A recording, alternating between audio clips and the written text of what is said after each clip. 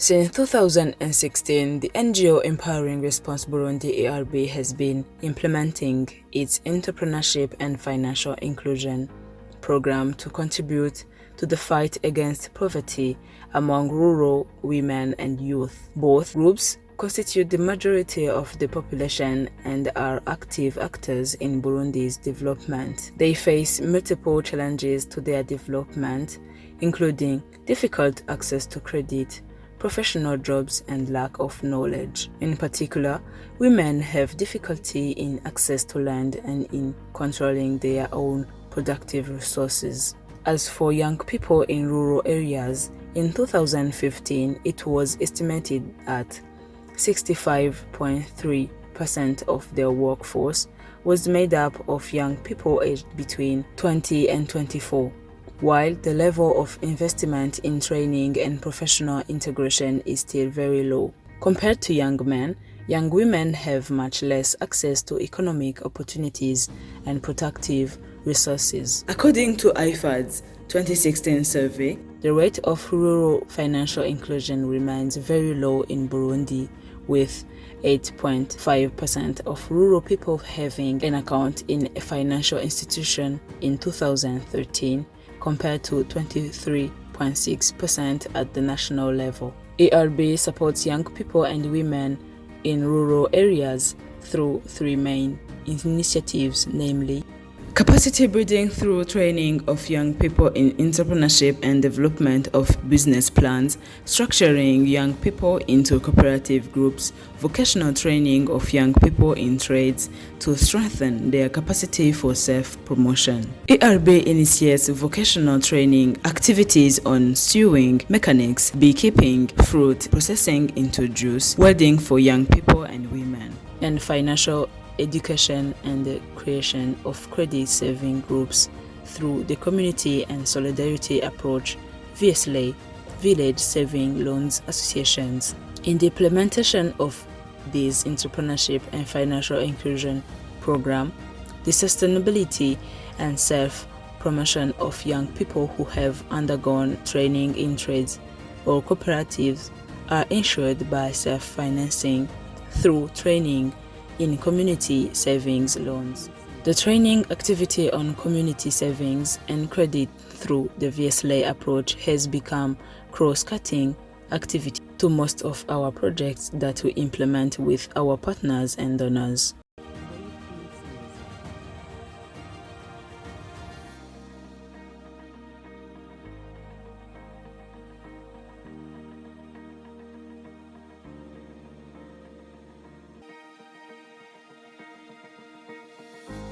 In total, at least 1,500 young people have been trained in entrepreneurship and professional trades and have initiated professional trades in sewing, welding, fruit juice processing, honey production, etc. The funds for these initiatives are initially from their community savings.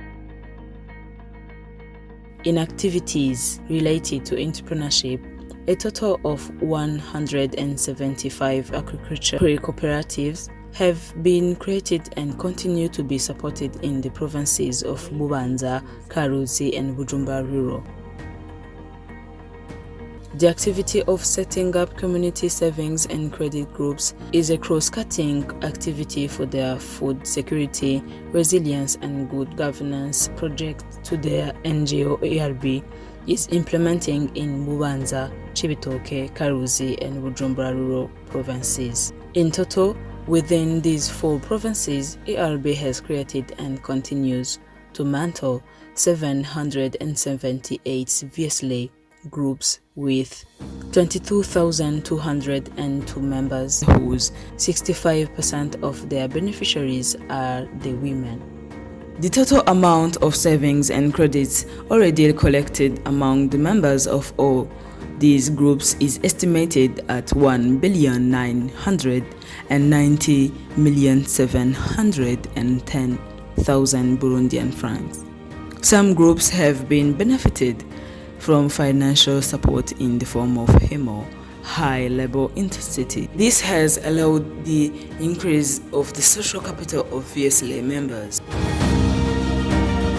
In addition to the in-kind inputs given to the 175 pre-cooperatives, the members of the 175 agriculture pre-cooperatives have been trained in the VSLA approach. An average of 5,250 members of these pre-cooperatives have benefited from training on the VSLA approach. Thanks to the community credits, these cooperatives have small joint income generating projects, but also members have been also to initiate small family projects such as chicken or goat breeding, small-scale food trading. This documentary has focused on some of the success stories of vocational training and community savings and loans through the VSLA approach. Nitwa Nihorimbere Joseline, nkambuka mu ntara ya Cibitoke, komine Rugombo, umutumba Rusiga. Akamaro kariho cyane kuko kuva umwuga waza waradufashije cyane. Nkajewe nishize kwa karorero naho randi umurimi mugabo ubu gushika ino saha ubu ayo nkorera ngaha aramfasha nka umukozi akaja kurima hama nanje nkabandanya nkora umwuga. Akazina kanje bayita Jire Nitunga, sanzwe mvuka mw'iyi ntara yacu ya Cibitoki, komine ni Mugina, umutumba ni wa Muyange, aba ndi mwishirahamwe rya nawe nuze ryo kuzigana no kuguranana, nkaba ndi ubusudira ahangaha.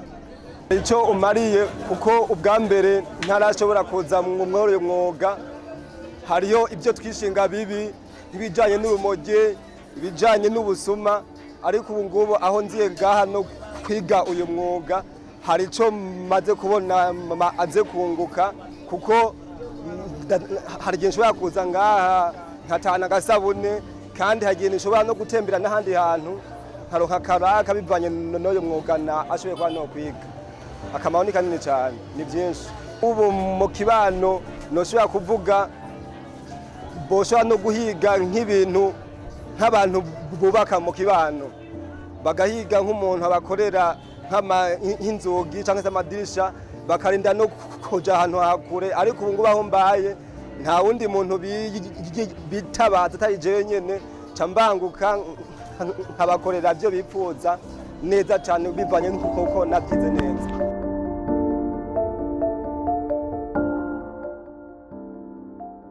Nitwa Singiranga Vigilance, ambuka mu ntara Cibitoke, komine ni Rugombo, umutumba ni Rusiga.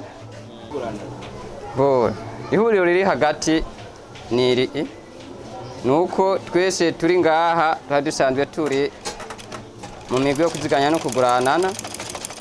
Nayo mpamvu rero mvuga ko hari ihuriro bivanye nuko twahuriye ngaha dusanzwe duhurira no mu migwi yo kuziganya no kuguranana. Amazina yanje nitwa Mpabonimana Marie Louise, mvuka ku mutumba wa Muyange, komine Mugina n'intara ya Cibitoke. Isano riri hagati yo gusudira no kuziganya no kuguranana. Iyo umuntu abuze amafaranga, iyo mbuze amafaranga yo gukoresha nk'igikoresho nkeneye kugura, ngenda mu ishyirahamwe nkagurana hama nkakigura, nkakora nkazoca ndabasubiza. Kandi dushobora guhagarika kuko ubumenyi twarabusigaranye, tuzoguma dukora kugira natwe twiteze imbere. Bishobotse twigisha n'abandi bigeme nabo mu kwiteza imbere biciye mu myuga. Nawo buragushima, turashimye cyane amashirahamwe yabyitwararitsemo. Umugambi ERB n'ishirahamwe Oxfam ryafasha umugongo, turabashimiye bimwe by'imvamutima. Je nitwa Manirakiza Virginie, nkamba ku mutumba Mparambo ya mbere, agacimbiri Rubuye, komine Rugombo, intara ya Cibitoke.